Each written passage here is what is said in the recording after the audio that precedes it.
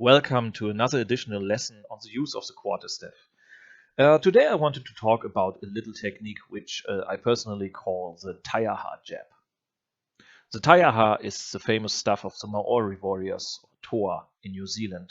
It is very much related to their culture and traditions and the history of fighting in single combat and warfare.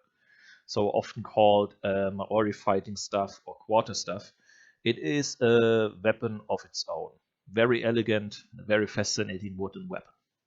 It was carved in different sizes and different shapes. The staff is mostly shaped a little bit like a very narrow paddle, or better said, like a blade. So it's really a wooden blade. You can cut with it, you can also thrust with it to some degree. There are already test cuts made where you can see that it has some cutting abilities, but mostly it is for bone crushing. The middle part is rounder, like a staff, so a little bit oval shaped, and the butt end is kind of a wooden spearhead, which has also significant cultural meaning for the Maori. The Taiaha is of course only one of many awesome Maori weapons, which are mostly made of wood, greenstone, and whalebone, but it is for sure the most popular one. It is very often used in rituals like the haka, but also in Mau Rakau training. So Mau Rakau is a name for the martial traditions of the Maori and is trained by many Maori today, like in schools, community centers, and so on. You can find it in documentaries, you can find it in movies like The Dead Lands, which it's really, really awesome movie. And there's also a TV show or series called The Dead Lands, which is awesome and shows a lot of good fighting techniques with the Taiaha and other Maori weapons. And also in music videos you can find it. I will put some links down below in the video description for some input from outside. Of course, I'm not claiming to be an expert in Mau Rakau. I do not claim to show you any real Mau Rakau technique with the Taiaha. But I am interested in the history and martial culture of the Maoris since over 20 years now. So my knowledge comes mostly from a lot of books I've read, some articles, and of course videos.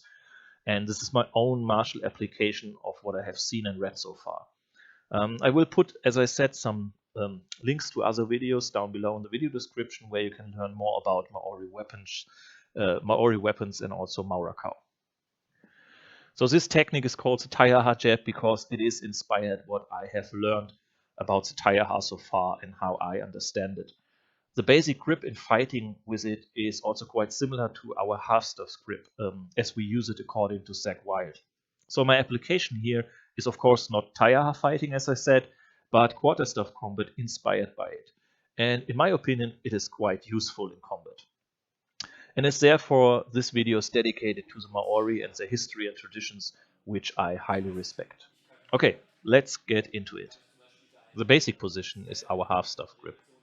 This gives us some good leverage for swift motions with rotations from our wrists. We start by learning the motion as a single quick strike from our hands. Keep in mind that you do not bring your hands too much forward because there could be a quick counter. So this is a little bit like harai men, so harai technique in Japanese kendo. Now we increase attack and do 2 or even more strikes, like quick snapping motions. This should be done with forward footwork, so a kind of aggressive motion creating pressure. What we want to achieve here is that our opponent is focusing too much on the attacks on his inside and pulls back in fear for his hands. This can create openings for us to strike at. We can aim first for his head and then we can go for the hands if possible. Or we can also hit away his staff, and if he is creating an opening, we can even hit his head.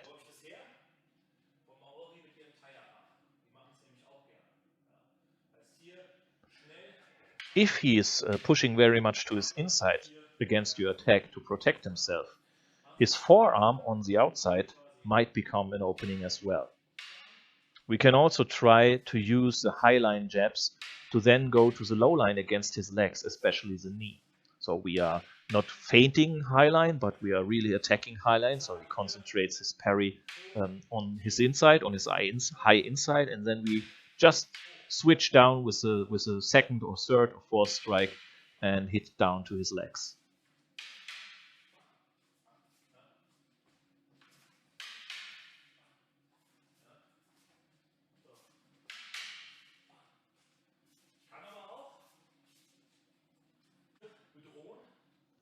We can do this on the line of defense, but we can also step into a wide stance doing an outside cut number 2.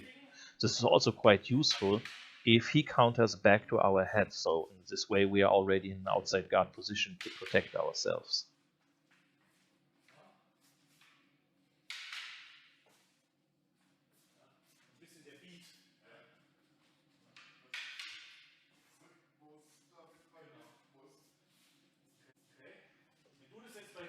If we have to defend against this kind of jabs, the easiest and safest thing to do is of course to just withdraw and retreat. But of course we can also use our back edge parry and then counter to his head. Another way to counter is to change to a long grip and let our opponent run into a counter thrust. But of course all these techniques you have to be careful to protect your hands.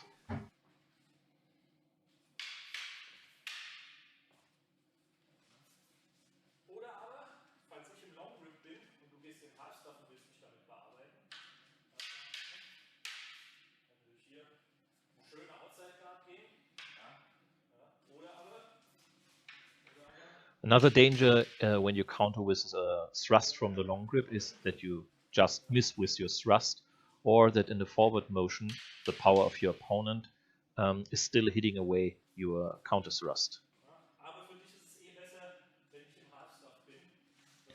You can also try to resist this and going into a half staff technique and striking with your butt end. But I have to say that this is kind of risky for your hands, so I would only recommend this in specific situations or if you are in a forward motion anyways, but as I said, it's quite dangerous for your hands. The safest way, however, is to just slip with your feet and your hands, and by taking care of your hands, protecting them, you can then counter into the opening you create.